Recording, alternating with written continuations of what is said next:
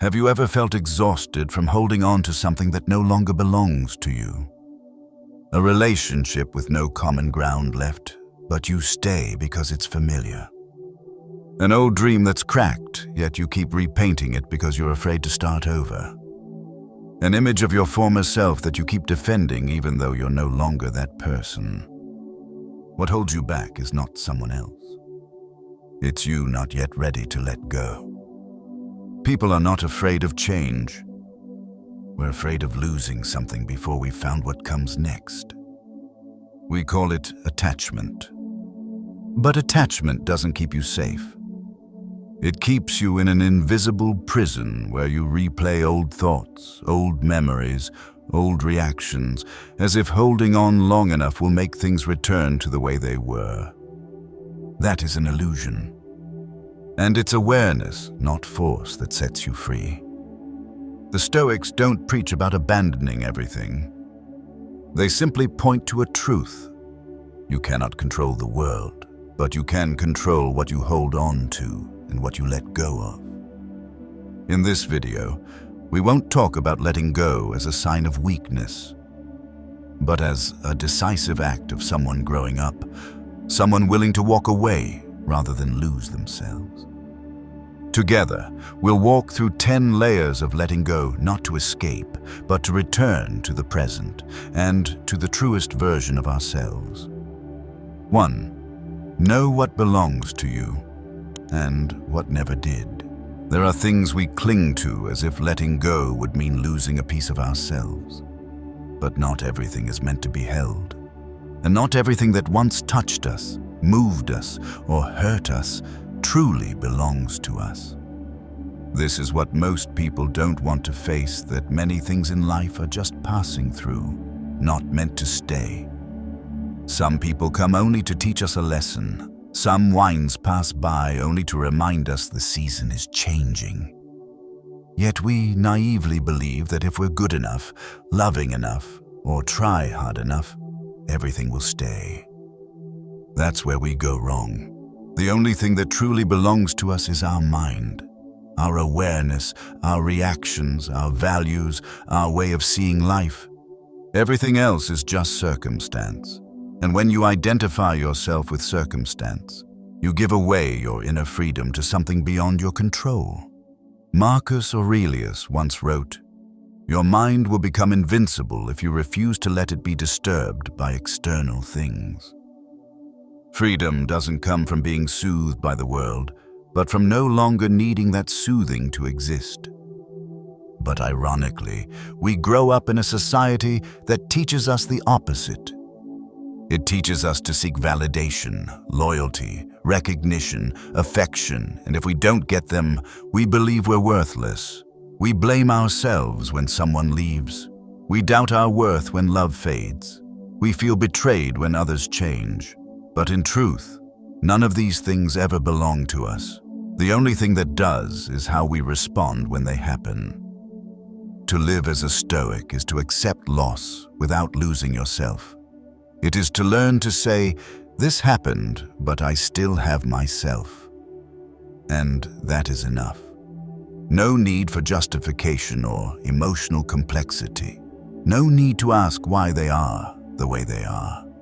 No need to hold on to sorrow as proof of a deep love. Maybe they left.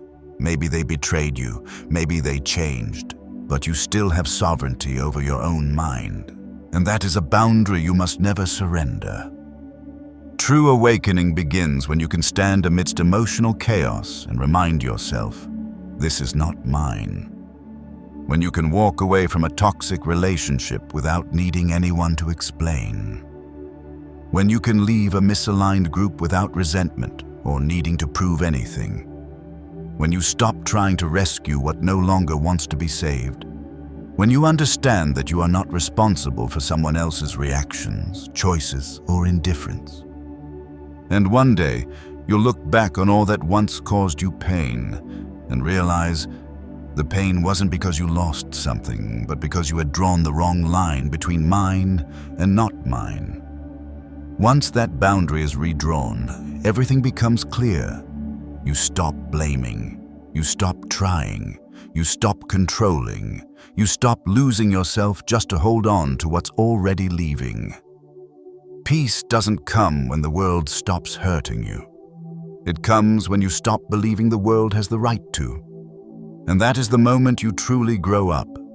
When you understand that you don't own anyone, you don't own the future, you don't own the past. You only own one thing, yourself, in this moment, with full awareness. And that is enough for you to live strong without needing to hold on to anything anymore. 2. Detachment is not coldness. Some people will see your silence and think you're heartless. They'll look at your calm in the face of drama and call you cold. They won't understand how you can still smile when you're no longer adored, how you can stay composed when you're misunderstood, how you can walk away gently from relationships others struggle to escape. They'll think you're cruel, but what they don't see is the storm you had to survive inside before you learned to stand still. Detachment isn't about closing your heart, but about no longer letting it be ruled by what's unworthy. It's not that you don't feel, it's that you feel, but are no longer ruled by it. You still love, but without clinging. You still care, but without dependency. You still help, but without losing your boundaries. You don't reject emotions, you simply don't let them toss you like a boat in a raging sea. That's not indifference. That's wisdom. There's a kind of love that drains you when you love and lose yourself. There's a kind of care that shatters you when you care so much you forget right from wrong. And there's a kind of forgiveness that's dangerous when you forgive without knowing what should be kept and what should be let go. People confuse forgiveness with weakness, letting go with abandonment, stillness with apathy. But if you've ever loved and weren't loved back, forgave and were betrayed, trusted and got hurt, you'll understand. Sometimes the right way to love is to step back so you don't get swallowed whole. Detachment doesn't make you cruel. It makes you whole. Not harmless, but healed. When you no longer try to save what's already dying. When you no longer beg for understanding from someone who refuses to listen. When you stop waiting for apologies from those who never intended to change. When you stop defending broken connections just because you're afraid of being called heartless. You step back, not because you no longer love, but because you know. If it's the wrong kind of love, then no amount of love will keep it from destroying you. Detachment is choosing clarity over chaos, choosing to protect your mind instead of sacrificing peace to stay. Choosing wisdom over emotional storms with no end. You don't abandon your kindness, you just stop letting it be abused. You don't lose your gentleness, you just choose where to give it. You don't become numb, you just stop letting others use your feelings to manipulate you. That's when detachment becomes not a wall, but an act of love. Loving yourself enough not to remain where you're being drained. Loving others deeply enough not to control, not to manipulate, not to imprison. Loving life enough not to demand it bend to your will. That's how the Stoics live, not by rejecting the world, but by refusing to let the world rob them of inner mastery. And that's what makes them not unfeeling, but unshakable. 3. Leaving is not running away, it's rising up. Some places we once called home become holes that drain our strength. Some relationships once warmed us, slowly burn us in silence. Some dreams that once lit up our eyes now feel like a burden dragged through endless days. And the worst is when we know it and still don't leave. Because we're afraid of being misunderstood, afraid of being labeled a traitor, afraid of being seen as weak, afraid of being blamed for giving up. But there's a truth not everyone dares to accept. Not everyone who stays is strong. And not everyone who leaves is a failure. Sometimes retreat is the highest form of awareness. It's when you realize that to stay, you would have to trade away more of yourself. And no victory is worth the cost of your dignity, your mind, your self-respect, or the clarity you spent years building. Leaving is not the act of someone escaping. It's the decision of someone who knows they no longer belong. It's the deliberate step out of the loop of fixing what's already decayed. It's the firm act of someone who needs no permission to rise and take a different path. You don't need good luck wishes. You don't need anyone's approval. You just need yourself to walk away and never look back. The Stoics don't seek perfection. They seek alignment, a place where the soul doesn't have to shrink to survive. They don't resist reality. They accept it, then act. Epictetus once said, "If you find yourself in the wrong place, move. You are not a tree." A tree may root in barren soil and die slowly with time, but a person with reason should never choose to live like one. You can leave, and you must leave if the ground no longer lets you grow. Sometimes, courage isn't in lasting longer, it's in letting go sooner. Not to deny what was once precious, but to protect what still lives inside you. Not to discard what you invested, but to preserve what you've not yet lost. Not to avoid the battle, but to walk away from the wrong one. The strong aren't those who fight to the end, but those who are wise enough to stop when they realize they're striking at shadows. And one day, when you look back at the path you took, you'll see, leaving didn't make you small. It was the moment you began to grow. Because sometimes, growth doesn't come from fighting harder, but from choosing better battles. And when you walk away from what no longer belongs to you, you're not just leaving a situation, you're rising for yourself. 4. Detaching from the story, not just the situation. There are people who've long left a toxic relationship, yet inside their mind, the wound remains intact.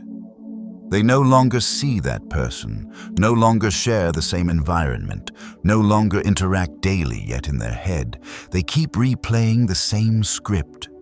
I was hurt. I was betrayed. I should have been treated differently. They keep telling themselves this story, sometimes aloud, sometimes just as a lingering feeling, as if they couldn't survive without clinging to it. That's when you realize there is an attachment more persistent than the situation. It's the attachment to the role of the victim. The Stoics never deny the past. They just refuse to be imprisoned by it. They understand that what causes suffering is not the event itself, but the way we interpret it in our mind, day after day. You may have been right to feel pain, disappointment, and resentment. That's not wrong. But it becomes dangerous when you start defining yourself by that pain. When you no longer say, "I was hurt," but begin to believe, "I am someone who always gets hurt." Once you turn that story into your identity, you won't want to let it go, because without it, you don't know who you are. But you are not what happened to you. You are the one who can retell that story differently without falling into the victim role again. You can rewrite the past without distorting it by putting it in its proper place, behind you. The past is an old room. You can't erase it, but you can choose not to live there anymore. And that doesn't happen by chance. It's a deliberate act, a conscious choice. I will no longer tell the same story in the same way. Detaching from the situation is the first step. But detaching from the story you tell about yourself, that is the true act of liberation. What continues to hurt you isn't the person or what was lost, but the voice that whispers inside your head every night, "If only I were enough. They should have understood. I didn't deserve this." Every one of those whispers is a chain pulling you back to the place you thought you had left. And you'll never be free until you rewrite that inner voice in a new language, the language of a survivor, not someone eternally wounded. Remember, retelling is not the same as continuing. Recalling doesn't mean healing. Sometimes you need silence, not because you feel nothing, but because you no longer want that story to define you again. The Stoics do not live by memory. They live by the meaning they construct in each present moment. And in that moment, they choose to say, "I've been through it, but it no longer has the right to pull me back." And from that place, your life will begin writing an entirely new chapter. 5. Your energy is sacred. Don't let it be drained. You're not exhausted because you've done too much. You're exhausted because you've cared too much about things that don't deserve it. There are days when you barely move, barely speak, do no physical labor. And yet, by the end of the day, you're utterly drained in a way you can't even name. Because you've poured out your most precious asset, your mental energy. You let it drip away into meaningless conversations, unnecessary arguments, constant checking for replies from people who don't even care. And just like that, you lose yourself piece by piece without even noticing. Meanwhile, the Stoics understand this deeply. Energy can't be regenerated by willpower. It must be protected with wisdom. Marcus Aurelius once wrote, "Do not let your soul be worn down by small things." That line may sound gentle, but it's a warning. Because most wounds don't come from big events, but from small, constant leaks, the glance you overanalyze, the comment you try to decode, the reactions you suppress but never release. These tiny things, when accumulated, destroy you more than any great tragedy ever could. You must guard your energy like a sacred flame. Not because you're too weak to face the world, but because you're strong enough to know that not every battle is worth fighting. Not every word deserves a response. Not every misunderstanding needs to be cleared up. Not every person who hurt you needs to hear your explanation. You're not here to be a vessel for someone else's chaos. You're here to keep your clarity undiluted by anyone. And don't assume that exhaustion is normal. Fatigue is a signal. It tells you it's time to disconnect from whatever is draining your spiritual lifeblood. Sometimes that's an unfair relationship. Sometimes it's unmet expectations. Sometimes it's the roles you force yourself to play, even though deep down, you're no longer that person. Pause. Not to give up on the world, but to return to your center where you don't have to perform, don't have to maintain an image, don't have to prove anything. Energy is a form of life. Whoever holds it holds the power to shape reality. Every time you waste it on trivial things, you suffocate your own ability to live fully. But if you preserve it, nourish it, use it wisely, then even without doing much, you'll be stronger than those who are always busy but going nowhere. And once your energy is no longer leaking unconsciously, you won't need to talk much, do much, explain much, because others will feel a silent strength in you that cannot be denied. That is the presence of someone who has learned to guard their inner flame. And once you have that, you'll never need anyone's permission to be at peace again. 6. You owe no one an explanation. There are times when you choose to withdraw. From a relationship that's become distorted. From a conversation you know is no longer honest. From a role you no longer want to play. And right after, people look at you with suspicion. Why did you do that? Why have you changed? How could you leave without saying anything? The world always demands an explanation, as if it has the right to audit every movement of your life. But you are not here to satisfy the curiosity of others. And you owe no one an explanation for the path you're on. This society has twisted the meaning of kindness, turning silence into indifference, and self-possession into selfishness. People force you to explain not because they want to understand, but to give themselves a reason to forgive. They don't want answers, they want a verdict, a place to assign blame, a clear script in which to cast you as the villain. And you, out of fear of being misunderstood, labeled, or excluded, rush to justify, defend, and explain a decision that really only needs one line. Because it's what I needed to do. The Stoics understood this well. Not every explanation is an act of sharing. Sometimes it's a way of asking for permission to live authentically. That's what Epictetus emphasized. If you seek approval from others, you've lost your freedom. True freedom doesn't come from being understood, but from no longer needing to be. You know who you are, what you're doing, where you're going, and that's enough. If you must use words to defend your inner peace, then that peace was never solid to begin with. When you change, some will feel betrayed, not because you're wrong, but because you're no longer easy to control. When you walk away, some will call you a deserter, not because you're cruel, but because they got used to you always staying.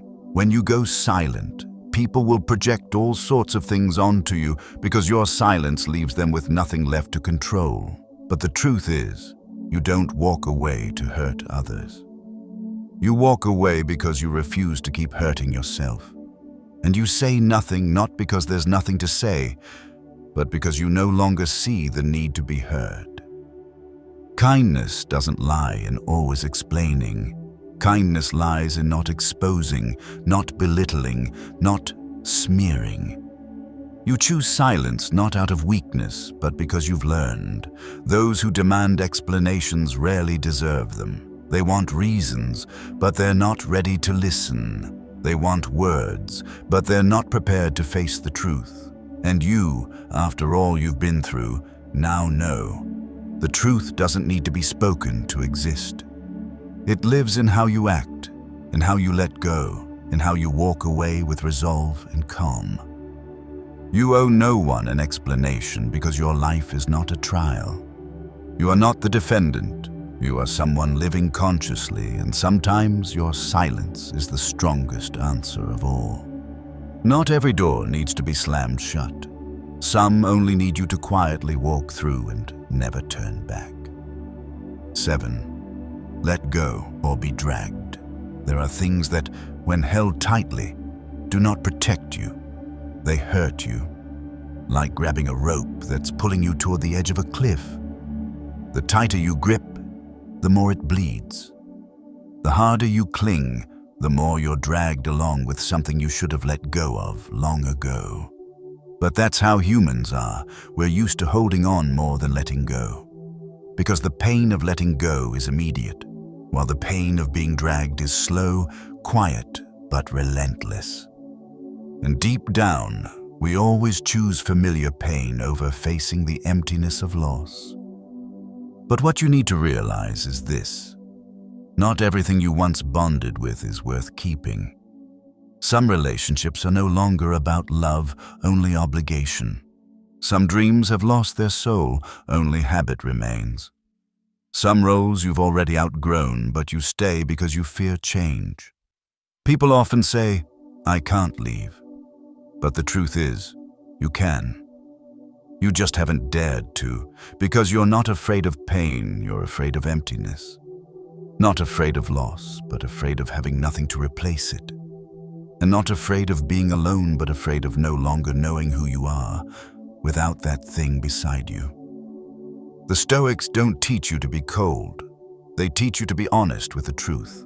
And the truth is, some things you let go of, not because they're worthless, but because they no longer fit.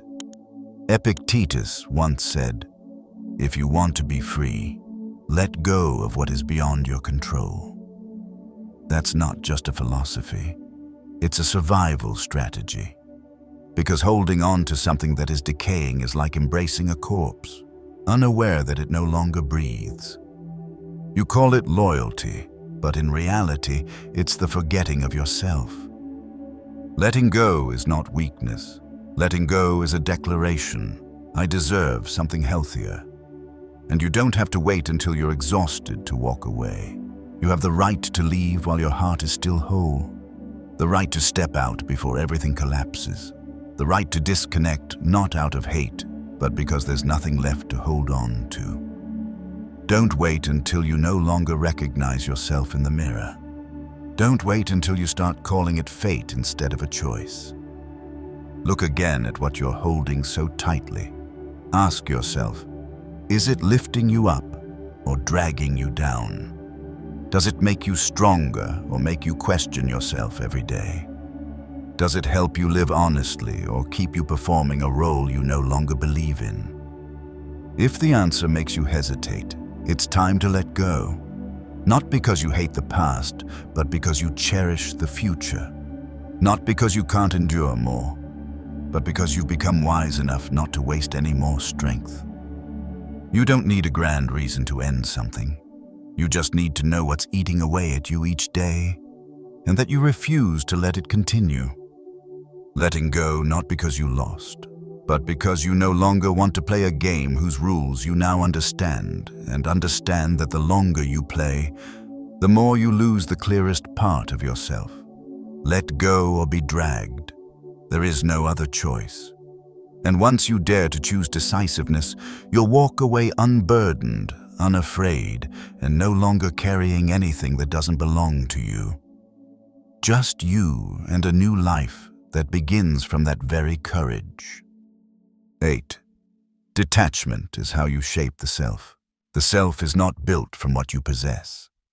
It is forged through what you can walk away from while remaining whole. People often think the self is something to be constructed, added to, expanded, built up through achievements, status, and recognition. But on the path of true growth, you will realize the self is not formed by accumulation, but by detachment. Detachment from what makes you dependent. Detachment from titles you've grown too familiar with. Detachment from the images others expect you to keep alive. And that's when your true self begins to emerge. Detachment is a very still but very sharp act. It's not loud, needs no announcement, leaves no dramatic echo. Yet it forces every relationship, every belief, every habit you've carried to be re-examined. When you stop, when you disconnect, when you no longer react the old way, you are quietly affirming, I am no longer who I used to be. And that's not a betrayal of yourself, but a way of seeing yourself clearly, no longer blurred by the identity others wanted you to keep. You cannot know who you are while still bound by the need to be liked, understood, or kept. Every time you cling to an image, you begin to lose your ability to observe. You twist yourself to fit that role.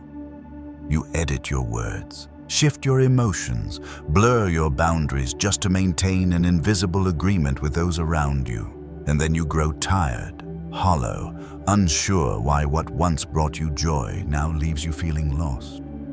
Because you've dissolved instead of being present. The Stoics understood. To know who you are, you must first learn to stand alone. Not for isolation, but because awareness only arises in silence. When you step away from the crowd, retreat from conversations filled with agendas, refuse to participate in games of power, you will begin to hear your real voice. At first, it is small, but it is clear. It doesn't need agreement, doesn't seek applause, doesn't ask for validation. It only needs your courage to sit still and listen. Detachment doesn't make you distant, it makes you whole. Because in the end, you cannot know where you stand if you keep leaning on others to define your worth. You cannot name yourself if you live in someone else's dictionary. And you cannot become yourself if you've never once stepped away from all that once defined you. It's not easy.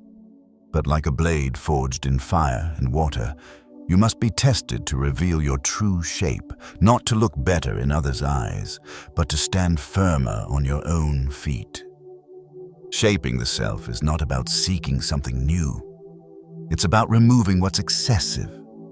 Not adding more titles, roles, or credentials, but letting go of expectations, pressure, and false identities. And when you can detach from all of that and feel not emptiness, but lightness, that's when you are no longer defined by the world. You are yourself, no need to prove, no need to explain, no need to take up space.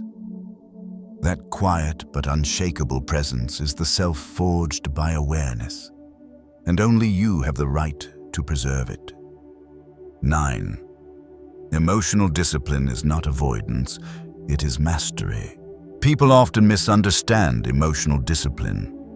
They think it means freezing your inner world, pushing pain aside, and pretending to feel nothing. Show no softness, no vulnerability. But that isn't discipline, it's numbness. Emotional discipline doesn't come from ignoring feelings, it comes from the ability to observe them, name them, and choose what to do with them. It's when you don't let anger dictate your actions, when you don't let sadness consume your day, when you don't let old wounds determine how you respond to the present. It's mastery, not loud, but unmistakable. There is a quiet power in sitting with your anger without letting it explode, in looking directly at fear without letting it take over your mind, in walking forward with a broken heart without collapsing into resentment. That power doesn't make you harder than others. It makes you more awake to yourself, because you know, if you don't master your emotions will master you. And someone led by their emotions is the easiest person to manipulate. Marcus Aurelius once wrote, "Anger is a form of weakness because it is loss of control." In the modern world, losing control isn't just yelling or breaking things. It's the message you shouldn't have sent, the reaction you regret the moment it leaves your mouth, the decisions made in panic that lead to years of regret. Not every emotion needs to be expressed. Some only need to be acknowledged, understood, and then released. Not because you're pretending not to feel, but because you know no feeling is worth your inner peace. Emotional discipline is the habit of the self-respecting. They don't live to retaliate, don't live to win. They don't react by instinct. They act with clarity. They don't swallow anger to suffer, but to protect themselves from unnecessary consequences. And while others are still being swept away by emotional waves, they've learned to stand on the shore, observing, understanding, and choosing the right moment to act if action is needed. That is the most fearsome calm, and it is the silent power no one can take from them. 10. Detachment is the pinnacle of freedom. Freedom is not doing whatever you want. Freedom is when nothing has control over you. Not controlled by anger, not controlled by the expectations of others, not controlled by the fear of being left behind, and not controlled by the hidden cravings to be loved, to be recognized, to win, to be right. As long as you are attached to outcomes, you are not free. As long as you rely on others to define yourself, you are not free.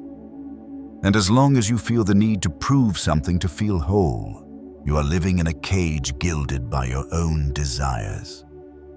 Detachment is not rejecting life. It is how you stand in the midst of life without being swallowed by it. It's when you can see a compliment without clinging, receive criticism without reacting. It's when you can walk through storms of gossip while your mind remains a field of calm sky. You're not swept away, nor do you run away. You simply no longer belong to those things. And that is a rare state where no one can pull you down, because you no longer have anything to lose. Seneca once said, "Freedom is when you fear nothing being taken from you and are bound to nothing." That doesn't mean you don't love, don't connect, don't commit. It means you love without possession, connect without losing yourself, commit without becoming dependent on the outcome. You do what's right because it is right, not because someone's watching. You live by principle because that's the only way of living you can accept, not for any reward after. And it is in living without waiting for applause, without needing the presence of a crowd, without seeking validation that you finally touch true freedom. Detachment does not make you indifferent. It makes you lucid. Because when you are no longer ruled by emotion, you begin to see the world with greater clarity.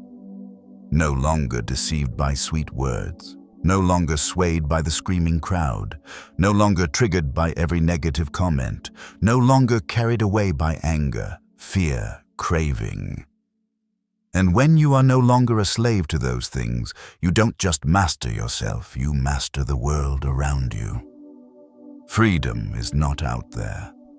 It is within, when nothing binds you, and no one can pull you out of yourself. Detachment is the pinnacle of freedom. Not because you abandon everything, but because you preserve yourself through it all. I used to hold on to things that no longer fit just because I thought I had to. Had to stay, had to endure, had to explain, had to prove. But the more I tried to hold on, the more I felt myself being dragged. Every time I forced myself not to lose something, I was losing myself a little more each time. And then, in a very quiet moment, I realized no one was making me continue. I had the right to walk away, the right to go silent, the right to not explain, the right to let go and still be at peace. Since choosing detachment, I've started breathing deeper, started living lighter. Not because I've transcended all emotions, but because I've stopped letting them lead me. I still love, still trust, still walk among people, but I am no longer bound by what others think, who stays or who leaves.